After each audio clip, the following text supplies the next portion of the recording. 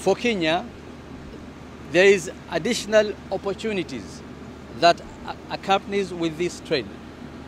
There are jobs improvement, there are improvement of the quarantine facilities, the transportation infrastructure designed to carry huge volume of livestock both on land, trucks and railway, and sea.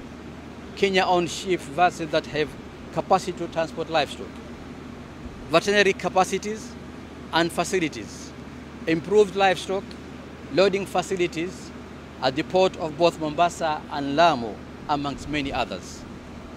As some of you know, Oman is a food hub of the Gulf region, providing a win-win trading environment for both Kenya and Oman.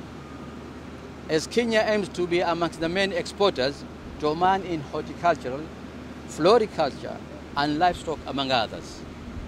Finally, as Kenya's ambassador to Oman, I want to assure Kenya farmers and traders that you can count on the full support of the Ministry of Foreign Affairs and our embassy in Muscat, Oman, to boost trade opportunities. Also, on behalf of the government of Kenya, led under the wise leadership of our President, His Excellency Uhuru Kenyatta, I appreciate the confidence of Oman in Kenya and reaffirm to Al-Bashir and the friendly government of Oman that Kenya and her people are ready and open for fruitful businesses. We are trying to work with much suppliers as much as possible.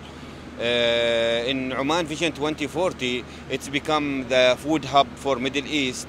Oman now today it's a food hub for GCC countries. So this business is expandable as soon as we get more stakeholders from here, from Kenya.